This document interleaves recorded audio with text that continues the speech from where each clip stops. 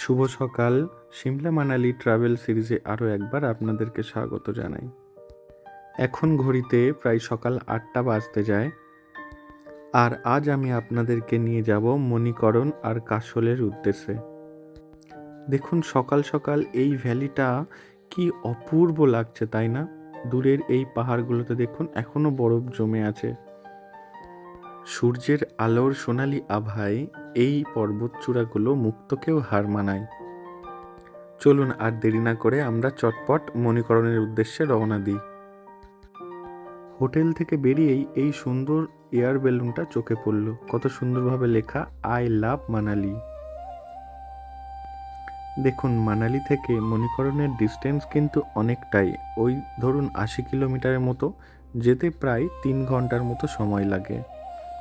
স্ক্রিনে আমি আপনাদেরকে পুরো ম্যাপটা শেয়ার করে দিচ্ছি। দেখুন, অনেকটাই ডিস্টেন্স আপনাকে সকাল সকাল কভার করতে হবে।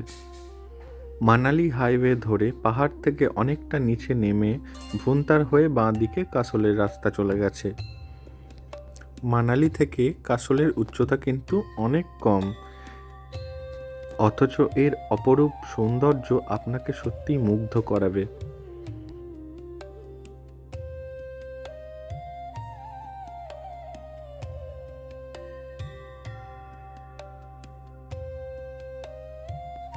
এই 3 ঘন্টার যাত্রাপথকে আরও সৌন্দর্যময় করে তুলেছে আমাদের এই সঙ্গী বিয়াস নদী। আপনারা যদি রিভার র্যাফটিং করতে চান তাহলে এই কুল্লুতেই কিন্তু করানো হয়, ড্রাইভারকে আগে থেকে বলে রাখবেন। এখন আপনাদেরকে যে জায়গায় নিয়ে যাচ্ছি অর্থাৎ মণিকরণে, এই জায়গা সম্পর্কে কিছু জানা যাক। মণিকরণে কি আছে এবং এই জায়গার নাম মণিকরণ হলোই বা কেন? হিন্দু পুরাণ মতে দেবী পার্বতী একদিন এই স্থানে স্নান করার সময় তার কানের দুল থেকে একটি মণি বা রত্ন হারিয়ে যায়। তখন দেবাদিদেব মহাদেব ক্ষুব্ধ হন এবং তার তৃতীয় নয়ন খোলার উপক্রম করেন। তখন শেষ নাগ অর্থাৎ সাপের রাজা সেই রত্ন উদ্ধার করে দেন। মণি যুক্ত করণ অর্থাৎ প্রাপ্তি থেকেই এই জায়গার নাম মণিকরণ হয়ে ওঠে। আর মহাদেবের ক্রোধের ফলেই এই জল ফুটন্ত হয়ে থাকে। এর পাশেই রয়েছে ঐতিহাসিক গুরুদ্বারা মণিকরণ সাহিব। বলা হয় এখানে শিখ ধর্মের প্রথম গুরু অর্থাৎ গুরু নানক দেবজি তার শিষ্য ভাই মর্দানাকে নিয়ে এখানে এসেছিলেন। ভাই মর্দানা যখন রুটি সেকার সময় কোনো আগুন পাচ্ছিলেন না, তখন গুরু নানকজি তাকে আদেশ দেন একটি পাথর সরানোর জন্য, এবং আশ্চর্যজনকভাবে সেই পাথর সরিয়েই দেখা যায় ফুটন্ত গরম জল মাটির তলা থেকে বেরিয়ে আসছে। তাই শিখ ধর্মেও এই জায়গাকে যথেষ্ট মর্যাদা দিয়ে পবিত্র বলে মানা হয়। আজ মণিকরণ শুধু একটি ধর্মীয় স্থান নয়, বরং প্রাকৃতিক সৌন্দর্য, আধ্যাত্মিকতা ও পর্যটনের এক অনন্য মিলনস্থল। দেখুন, কথা বলতে বলতে কতটা রাস্তা পেরিয়ে এলাম। এখন স্ক্রিনে যেই নদীটাকে দেখছেন সেটা কিন্তু আর বিয়াস নদী নয়। হ্যাঁ, এটাই হলো সেই বিখ্যাত পার্বতী নদী। মানতলাই হিমবাহ থেকে উৎপন্ন হয়ে এই নদী ভুন্তারে গিয়ে বিয়াস নদীতে মিশেছে। এই নদীকে কেন্দ্র করেই বিখ্যাত ক্ষীরগঙ্গা ট্রেক এবং পিন পার্বতী পাসের পথ গিয়েছে। ট্রেকারদের কাছে এই নদী এক অবিচ্ছেদ্য সঙ্গী। কি আশ্চর্য দেখুন, একদিকে হিমবাহ থেকে আসা এই হাড় হিম করা ঠান্ডা পার্বতী নদীর জল, আর ঠিক পাশেই রয়েছে গরম ফুটন্ত উষ্ণপ্রস্র বন। প্রকৃতির এই অদ্ভুত সহাবস্থান সত্যিই আমাদেরকে অবাক করে।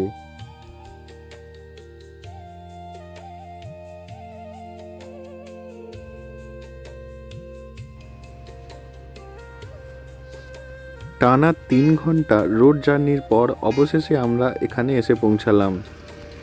গাড়ি আমাদেরকে এখানে ছেড়ে চলে গেল পার্কিংয়ে, আর সময় দিল 1.5 ঘন্টার। খুব ঠান্ডা এখানটায়, প্রচণ্ড ঠান্ডা। আর রাস্তার ওই সাইডটায় দেখতে পাচ্ছি কিছু ফাস্টফুডের দোকান, টুকটাক ম্যাগি ডিম এটা সেটা পাওয়া যাচ্ছে। ওখানে শাওল বিক্রি হচ্ছে, আর টুরিস্টরা এখনো পর্যন্ত আসছে। এই দিকে দেখা যাচ্ছে বোর্ডে শ্রী মানিকরণ সাহিব। তো এই ঢালটা সিঁড়ি দিয়ে আমরা এখন নেমে যাব।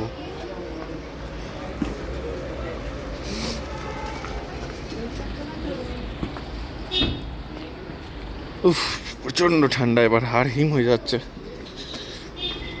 ধীরে সুস্থে নাম। হ্যাঁ,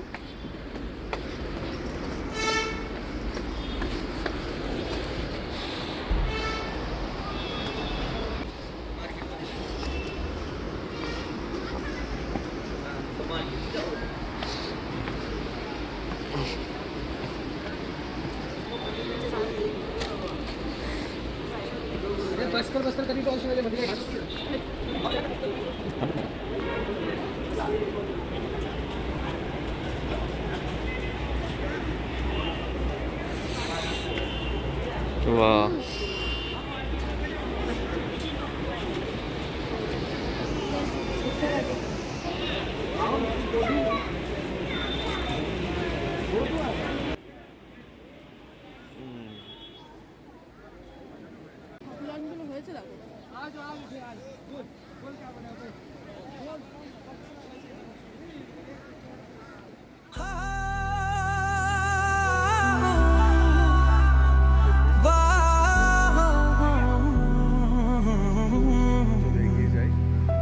पंज नदियां तो मन दी अग तक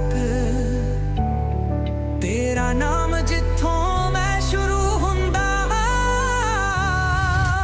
कैसरी आसमान है एक जन्म लिया मैनू सिखाया गया सिर झुकाओ ना।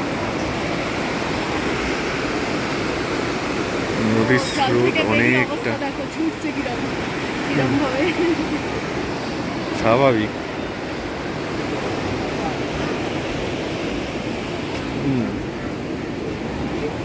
এই হচ্ছে পরিবেশটা, স্পিরিচুয়াল এনভায়রনমেন্ট।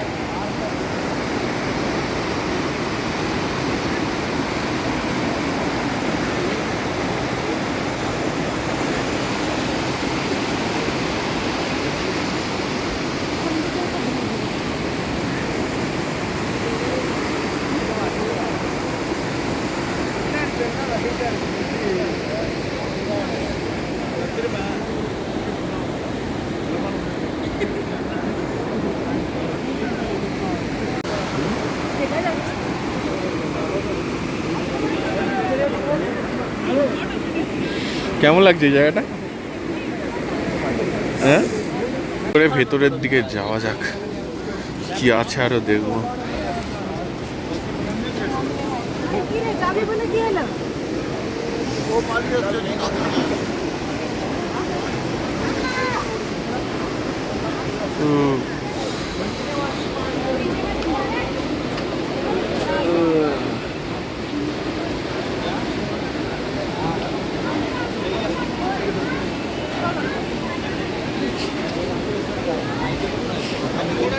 প্রচন্ড গরম জল বেরোচ্ছে। বাহ,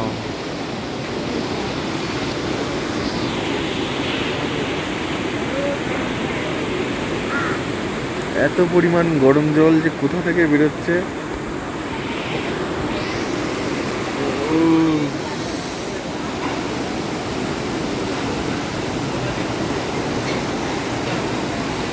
সেই পুরো তুষার ঢাকা বরফ, নিচে এই গরম জল।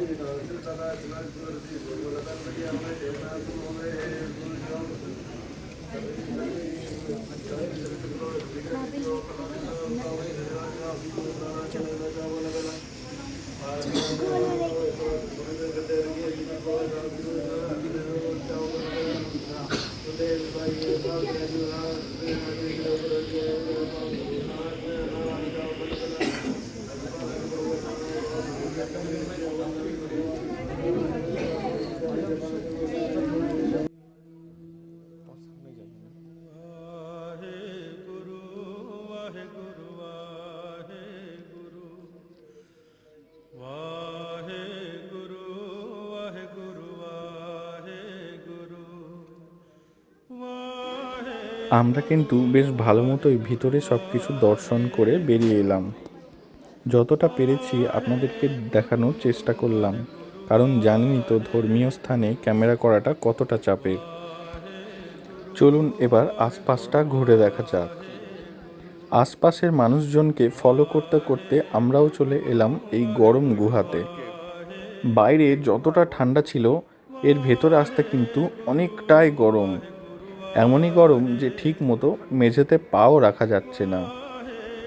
আশেপাশে কিন্তু প্রচুর ফরেনারদের দেখছি। বিজ্ঞান মতে এই গরম জলে স্নান করাই বলুন কিংবা এই বাষ্প শরীরে নেওয়া, দুটোই কিন্তু খুবই উপকারী। কারণ এইখানকার মাটিতে প্রচুর পরিমাণে সালফার আর গন্ধক রয়েছে, যেগুলো শরীরের বিভিন্ন চর্মরোগ উপশম করতে সাহায্য করে। এক জায়গায় মেঝেটা এতটাই গরম যে দাঁড়িয়ে কিছুক্ষণও থাকা যাচ্ছে না।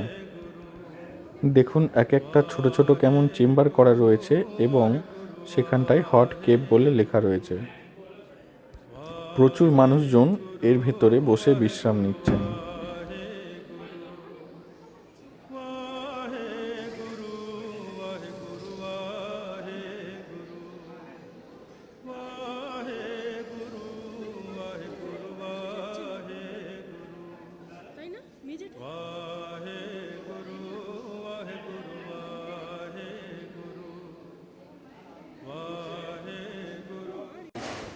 দেখুন আমরা চারিদিকটা ভালো করে ঘুরে দেখার পর চলে এসেছি লঙ্গরখানায়। এখানে আপনি জাতি ধর্ম বর্ণ নির্বিশেষে লঙ্গর গ্রহণ করতে পারবেন।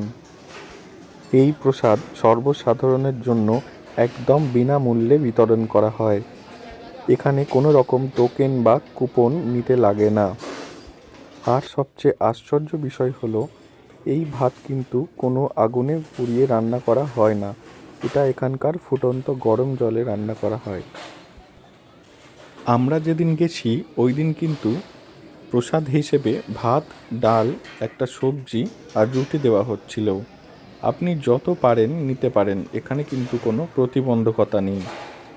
প্রতিটা মানুষকেই দেখলাম খুবই নিষ্ঠার সাথে প্রসাদ গ্রহণ করছে। বিশ্বাস করুন এখানে এমনই সুন্দর ব্যবস্থাপনা যে আপনাকে 5 মিনিটের জন্যও লাইনে দাঁড়িয়ে কোনো অপেক্ষা করতে হবে না। আর আমার মাথায় এখন যেটা দেখছেন এটা কিন্তু কম্পালসারি, হয় আপনাকে এটা বাঁধতে হবে নইলে রুমাল বাঁধতে হবে। সব কিছু এখান থেকে দিয়ে দেওয়া হবে। আর খাওয়া দাওয়া শেষ করার পরে কত সুন্দর ব্যবস্থা দেখুন, সবাই যে যার থালাগুলো এখানে রেখে দিচ্ছে আর একটার পর একটা স্টেপে কি সুন্দরভাবে থালাগুলো পরিষ্কার করে দেওয়া হচ্ছে আবার রিইউজের জন্য। একটা ধর্মীয় স্থানেও যে এইভাবে হাইজিন মেনটেন করা যেতে পারে, সত্যি এখানে না আসলে আমি জানতে পারতাম না। এবারে চলে এলাম জুতোর কাউন্টারে আমাদের জুতোগুলো নিতে। হ্যাঁ, ঢোকার সময় আমরা এই কাউন্টারেই আমাদের জুতোগুলো জমা রেখে গেছিলাম। খুব সুন্দর ব্যবস্থাপনা, এখানে জুতো হারাবার কোনো রকম চান্স নেই। প্রত্যেকে যে যার একটা করে প্যাকেট কাউন্টার থেকে নেবেন, জুতোগুলো নির্দিষ্ট র্যাকে রাখবেন, তারপরে সেই টোকেন দেখিয়ে জুতোগুলো নিয়ে আবার চলে যাবেন। চারিদিকেই এত সুন্দর শৃঙ্খলাপরায়ণ পদ্ধতি সত্যি আমাকে অবাক করলো।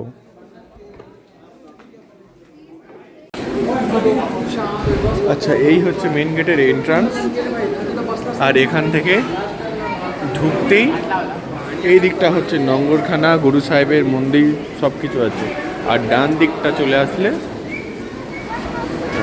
গরম জলের সেই জলাশয়টা, আর ডান দিকটা হচ্ছে টয়লেট। এখানে দেখো সবাই হাত দিচ্ছে জলে। আশ্চর্যের একটা জিনিস সত্যি, এই গরম জল মাটির নিচ থেকে যে কীভাবে আসছে খুব মুশকিল ভাবা। হাত দিয়ে দেখো কতটা গরম, হাত দিয়ে দেখো কতটা গরম।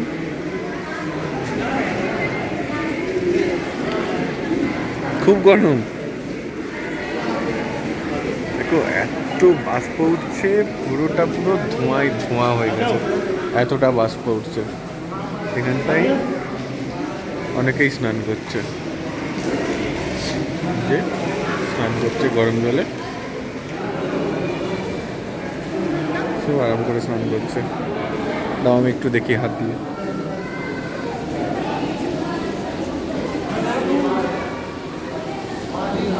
খুব গরম, আগুনের মতো গরম।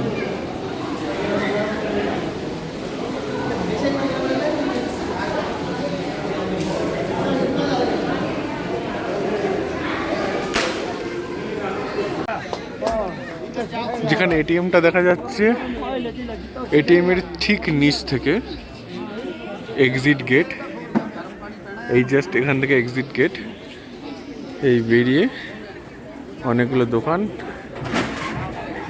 বাইরেটা এরকম, আর শিব পার্বতীর মন্দির এখানে, যেখানে মেন গরম জলটা নাকি বেরোয়।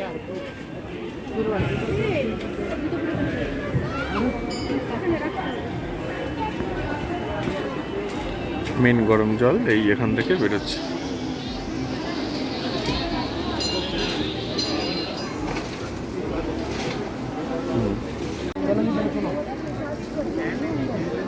চলো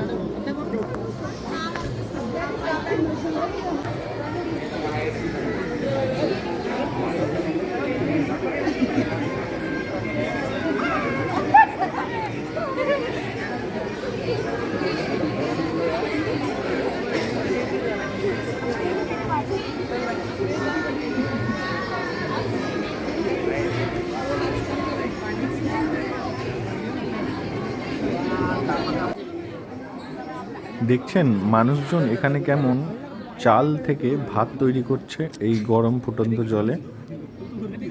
এই চাল সহ পুটলি এখানে কিনতে পাওয়া যাচ্ছে, সেটা এই গরম জলে ভাত তৈরি করে মানুষ প্রসাদ হিসেবে বাড়ি নিয়ে যাচ্ছে।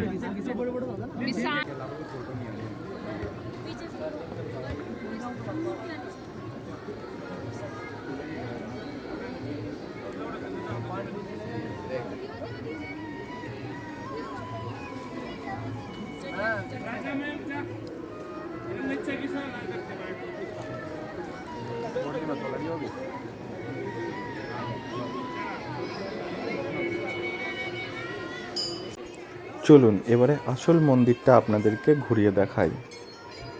এটা হলো অফিস কেবিন, এখানে আপনি লঙ্গরের জন্য ডোনেশন করতে পারেন।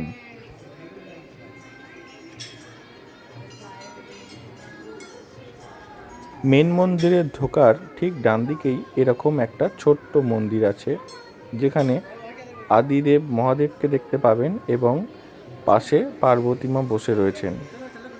খুব ভালো করে লক্ষ্য করলে মাঝখানে ছোট্ট গণেশকে আপনি দেখতে পাবেন।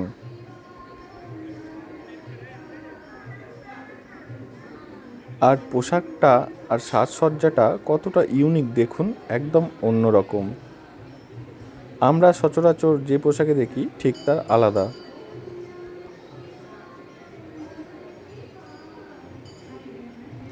এখানে দেখুন আমাদের নন্দী মহারাজ বসে রয়েছেন, সত্যি অপূর্ব।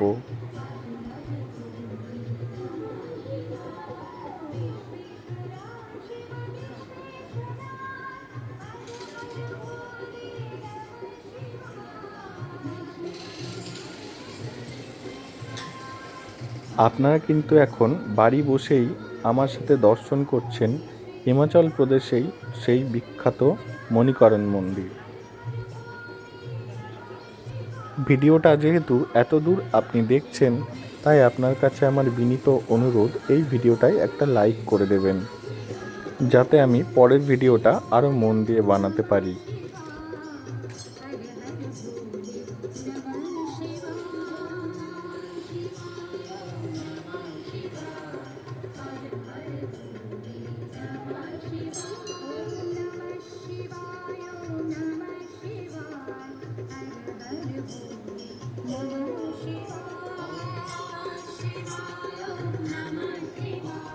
দেখুন, পাশ দিয়ে বয়ে চলেছে সেই খরস্রোতা পার্বতী নদী, আর তার ঠিক পাশেই মহাদেব আর মাতা পার্বতীর এই মন্দির।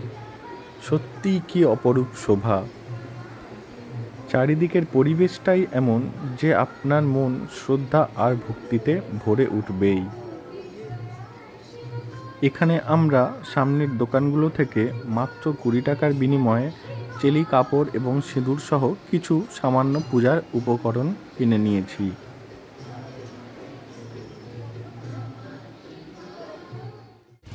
উপরে রয়েছে পাহাড়, আর এসে গেছি কাসোলে। কাসোলে তেমন দেখার কিছু নেই, আছে শুধু মার্কেট। এই মার্কেট, এটা হচ্ছে মেন রোড, ভুন্তারের দিকে চলে যাচ্ছে, এই দিকটা মণিকরণ, এদিক থেকে আমরা আবার ব্যাক করলাম। আর মেন মার্কেট হচ্ছে এই সোজা, এই সোজা হচ্ছে মার্কেট কাসোলে। মানে মণিকরণ একটু অফ সাইডের জায়গা, আর কাসোলটা হচ্ছে ওদের ওখানে মেন কেনাকাটা দোকান, সব কিছু এখানে।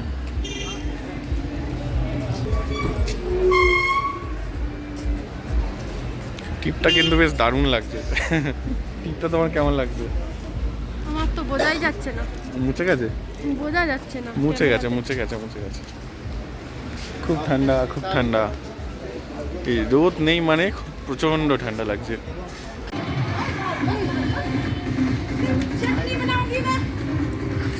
ডোনাট কেমন লাগলো খেতে? কেমন লাগলো খেতে? মিষ্টি মিষ্টি হালকা। হাফ খেয়ে নিয়েছে। জিনিসটা হচ্ছে এইরকম গোল গোল গোল গোল। আর এখন খাবো এই স্প্রিং রোল।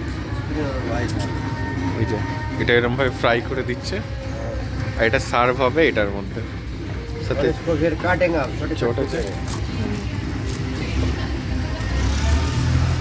अंकल जी বানাচ্ছে, খুব ক্রাঞ্চি দেখে মনে হচ্ছে, বেশ ক্রাঞ্চি হবে খেতে। এটা ট্রাই করে যাক এটার সাথে।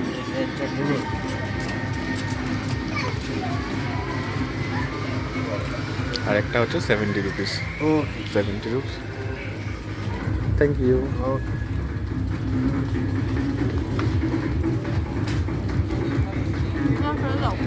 হুম,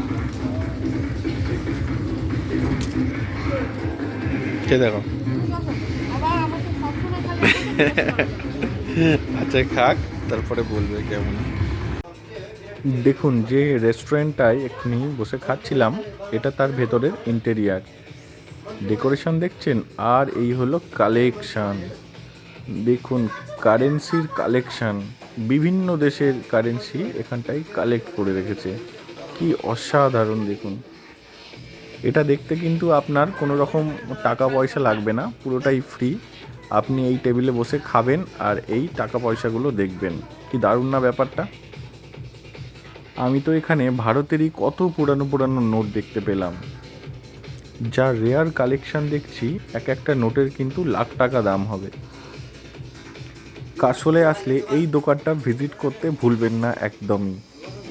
লোকেশন দরকার হলে আমাকে কমেন্ট বক্সে জানাতে পারেন।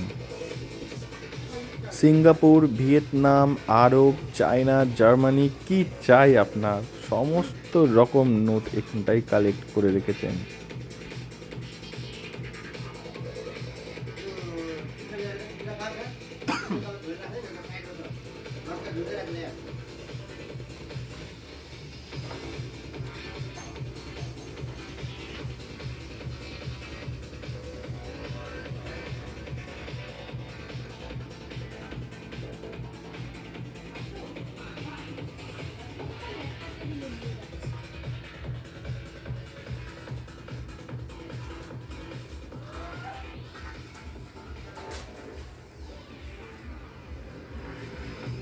ভিয়েতনাম।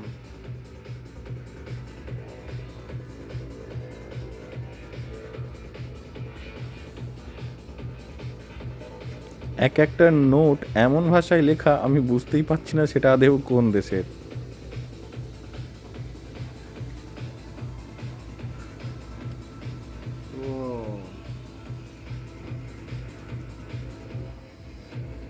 আমি আপনাদেরকে চটপট নোটগুলো দেখানোর চেষ্টা করছি, বাড়ি বসেই এনজয় করুন।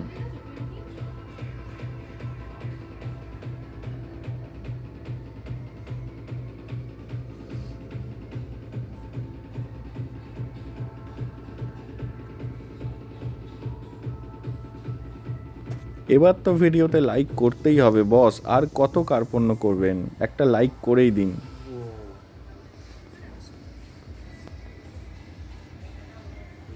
मजा आ गया। দেখুন এই হলো দোকানের বাইরেটা, চিনে রাখুন এই রেস্টুরেন্টটাই হচ্ছে সেই রেস্টুরেন্ট।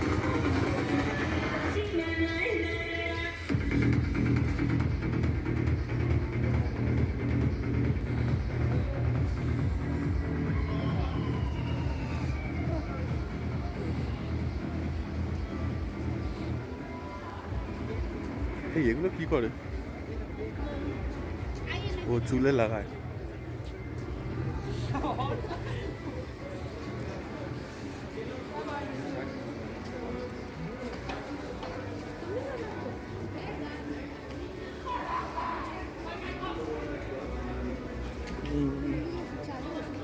এরকম জিজ্ঞেস কর দাম আছে।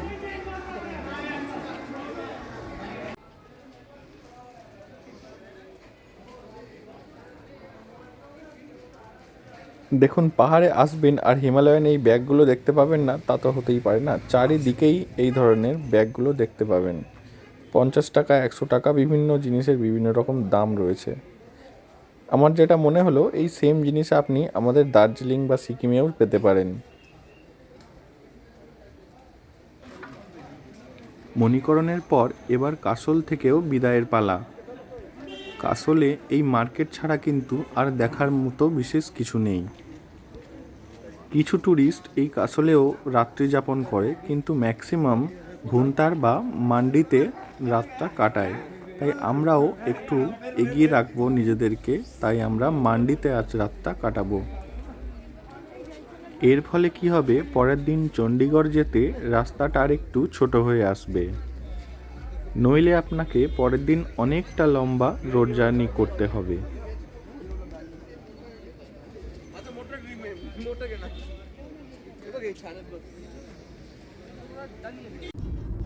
দেখুন ফেরার সময়ও সেই টানেলের অপরূপ দৃশ্য আপনারা আবার উপভোগ করতে পারবেন।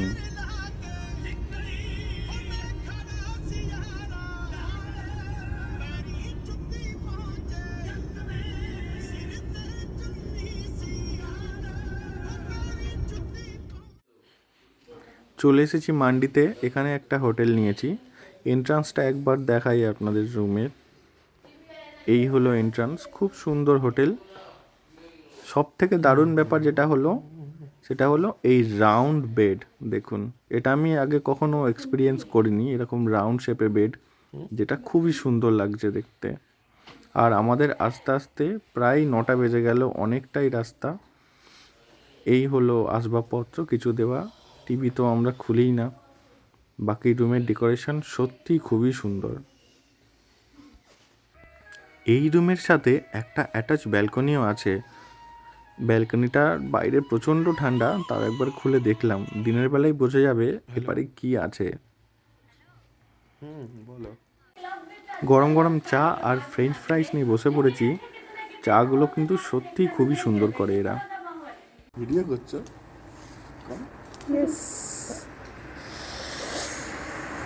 कुछ भाई साहब का भी लेना अच्छे से। हैंडसम वाला लगता है। कुछ बोले कुछ ना कुछ बोले कुछ तो बोले हो भैया।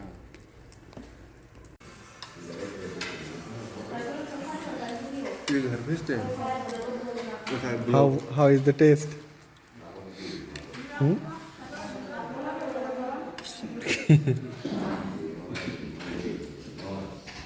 চিকেন কারি, একটা সবজি, ডাল, salad. I am mister handsome. এই হচ্ছে ইন্টেরিয়ার। ভিডিওটা আর বেশি লম্বা করব না, কাল সকালে চোখ খুলে কি কি করলাম সেটা পরের এপিসোডে দেখবেন। এতক্ষণ সাথে থাকার জন্য অনেক অনেক ধন্যবাদ। শুভরাত্রি।